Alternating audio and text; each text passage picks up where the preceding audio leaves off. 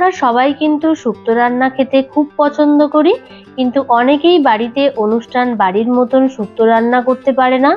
যারা করতে পারো না তাদের জন্য এই ভিডিওটা আমি নিয়ে চলে এসেছি। আমি সুস্মিতা, বং ব্লগার সুস্মিতা চ্যানেলে তোমাদের সবাইকে স্বাগত জানাই।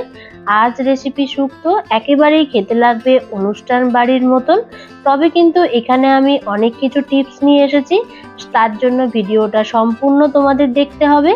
ভিডিওটা ভালো লাগলে লাইক কমেন্ট শেয়ার করে দিতে কিন্তু একেবারেই ভুলে যেও না।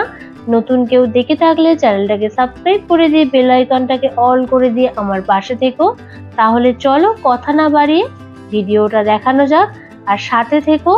একেবারেই কিন্তু ভিডিওটা স্কিপ করবে না, তাহলে কিছুই বুঝতে পারবে না। তো করার জন্য যা যা সবজিতে লাগছে, এখানে আছে লম্বা করে কেটে নেওয়া আলু, বিনস, কাঁচকলা, সাথে আছে বেগুন, পেঁপে, লাল আলু, আছে শিম, আর এখানে নিয়েছি সজনের ডাঁটা। সমস্ত সবজি কিন্তু আমি এখানে লম্বা লম্বা করে কেটে নিয়েছি। আর যা যা মশলা লাগছে সেগুলো এবার দেখানো যাক। এখানে মশলার মধ্যে লাগছে 1 চামচ মৌরি, 1 চামচ রাঁধুনি, বড়ি, পাঁচফোড়ন, নারকেল কোড়ার সাথে নিয়েছি কাজু বাদাম, সাথে আছে উচ্ছে, আর এখানে আছে 2 চামচ কালো সর্ষে, 3 চামচ মতন পোস্ত। এই সমস্ত কিছু মশলা লাগছে। আলাদা আর একটা পাত্রে আমি জল নিয়ে নিয়েছি। জলটা ভালোভাবে গরম হয়ে আসলে সেখানে দিয়ে দিলাম 2 চামচ মতন লবণ, আর দিলাম 1 চামচ মতন হলুদের গুঁড়ো। জলের সাথে ভালোভাবে মেশানো হয়ে যাবার পর যা যা সবজি দেখিয়েছিলাম এখানে একে একে সমস্ত সবজি দিয়ে দেব। শুধু দেব না এখানে কাঁচকলা, বেগুন, আর দেব না উচ্ছে, আর হলো ডাঁটা।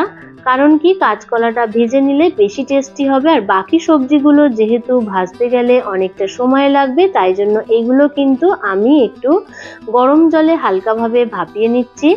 এদিকে দেখো আমি কিন্তু সর্ষের তেল নিয়ে নিয়েছি, আর শুক্তোতে অবশ্যই তোমরা সর্ষের তেলটা ব্যবহার করবে। তেলটা গরম হয়ে আসলে বড়িগুলোকে বেশ ভালোভাবে ভেজে নিচ্ছি।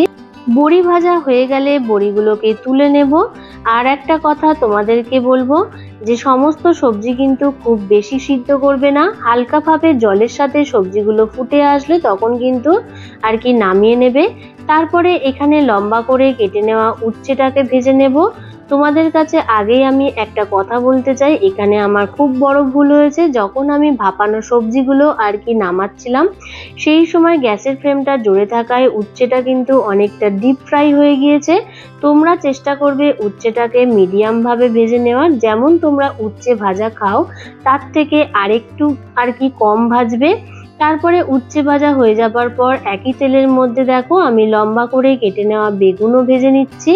যেহেতু আমি সবজিটা নামিয়ে নিয়েছি, তাও একবার তোমাদেরকে দেখিয়ে দিলাম। দেখো ঠিক এরকম ভাবে হালকাভাবে একটু ভাপিয়ে নেবে। এই কারণের জন্যই কিন্তু আমার উচ্ছেটা অনেকটা ডিপ ফ্রাই হয়ে গিয়েছিল। যাই হোক, তারপরে দেখো আমি কি করছি, আলাদা আর একটা প্যানের মধ্যে এখানে গোটা মৌরি আর রাঁধুনিটাকে একটুখানি ফ্রাই করে নেব। এখানে তারপরে ড্রাই রোস্ট করে নেব, নিয়ে এটাকে কিন্তু ঢাকা দিয়ে রেখে দেব, কোনোভাবে যেন এর সুগন্ধটা না বেরিয়ে আসে। বেগুনটা কিন্তু প্রায় ভাজা হয়ে এসছে, তুলে নেব। আর এবার নিশ্চয়ই বুঝতে পারছো উচ্ছেটা কতটা ডিপ ফ্রাই হয়ে গিয়েছে। তবে এতে কোনো অসুবিধা নেই, কিছুই না, দেখতে একটু খারাপ লাগে, খেতে কিন্তু কি লাগবে।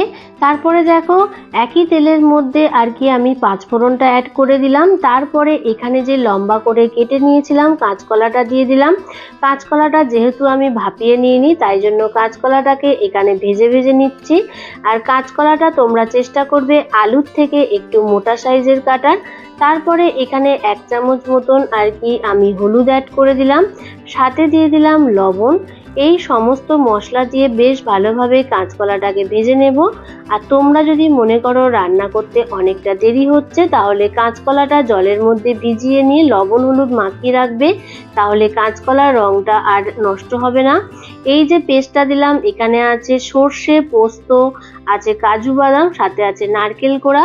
সমস্ত কিছু একসাথে পেস্ট করে নিয়ে বেশ ভালোভাবে কষিয়ে নিতে হবে। আর এই সময় কিন্তু গ্যাসের ফ্লেমটাকে একেবারেই লো করে রাখবে, যেহেতু এখানে সর্ষে আছে তাই জন্য কষানো হয়ে যাওয়ার পর যখন দেখবে সাইড থেকে হালকাভাবে তেল ছেড়ে এসছে, তখন কিন্তু এই ভাপিয়ে নেওয়া সবজিগুলো দিয়ে দেবে।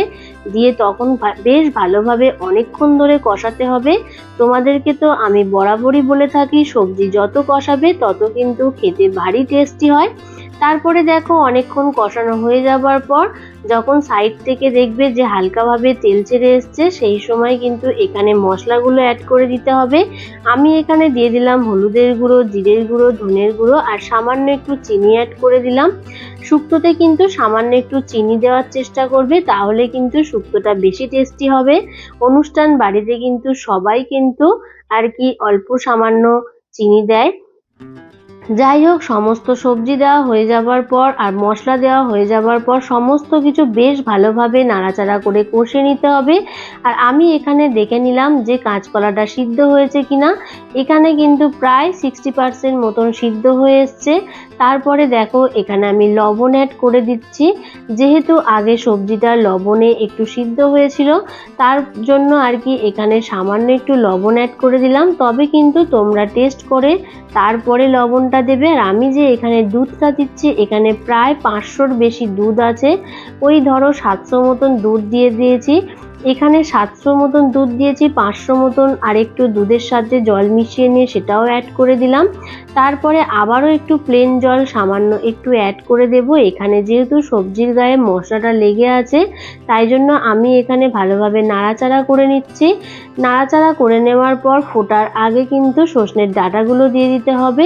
যেহেতু ডাঁটাটা সিদ্ধ হতে একটু সময় লাগবে আর সবজি তো প্রায় অনেকটা সিদ্ধ হয়ে এসছে, তাই জন্য সমস্ত কিছু সবজি যাতে সমানভাবে সিদ্ধ হয়, তাই জন্য কিন্তু আমি দেখো গ্রেভিটা ফোটানোর আগেই কিন্তু আমি ডাঁটাগুলো দিয়ে দিয়েছি। আর যখন গ্রেভিটা এরকম ফুটে আসবে, সেই সময় ভেজে রাখা উচ্ছে, বেগুন আর বড়ি সমস্ত কিছু এখানে দিয়ে দিতে হবে। দিয়ে আবারও বেশ ভালোভাবে নাড়াচাড়া করে নিচ্ছি। আর এই সময় চেষ্টা করবে গ্যাসের ফ্লেমটাকে হাই করে রাখার। যেহেতু সবজি তো সমস্ত কিছু সিদ্ধ হয়ে এসেছে, এখানে আর কোনো কিছু করার দরকার নেই। এইগুলো হালকাভাবে সিদ্ধ হয়ে আসলে, উচ্ছে, বেগুন আর বড়িগুলো সিদ্ধ হয়ে আসলে তখন আর কিছুই লাগবে না। এখানে আর একটা সিক্রেট মশলা দিতে হবে। সেটা তো তোমরা প্রথমে দেখেইছো যে আমি মৌরি আর রাঁধুনিটা একটু ড্রাই রোস্ট করে নিয়েছিলাম। সেই মশলাটা এখানে 2 চামচ মতন অ্যাড করে দিতে হবে। আর শুক্তোতে যেটা না দিলে একেবারেই টেস্ট লাগবে না, সেটা হলো ঘি। এখানে আমি বড় চামচের 2 চামচ মতন ঘি অ্যাড করে দিলাম। তোমরা অবশ্যই এরকম ভাবে আর কি বাড়িতে তৈরি করবে। আমি যেমন ভাবে তৈরি করেছি ঠিক তেমন ভাবেই তোমরা একবার তৈরি করে দেখো বন্ধুরা। আমি তোমাদেরকে বলছি একেবারেই খেতে লাগবে অনুষ্ঠান বাড়ির মতন। এই হলো আমার রেসিপি শুক্তো। ভিডিওটা কেমন লাগলো অবশ্যই কিন্তু কমেন্ট করে জানাবে। আর লাইক শেয়ার করতে কিন্তু একেবারেই ভুলে যেও না। নতুন কেউ দেখে থাকলে চ্যানেলটাকে সাবস্ক্রাইব করে দিয়ে বেল আইকনটাকে অল করে দিয়ে আমার পাশে থেকো। আরও যদি কিছু রেসিপি জানার থাকে অবশ্যই কমেন্ট করে বলবে, আমি সেগুলো উত্তর দেওয়ার যথাসাধ্য চেষ্টা করব। এভাবেই পাশে থেকো বন্ধুরা। আবার দেখা হবে নেক্সট কোনো রেসিপি নিয়ে। ভালো থেকো, সুস্থ থেকো, টাটা।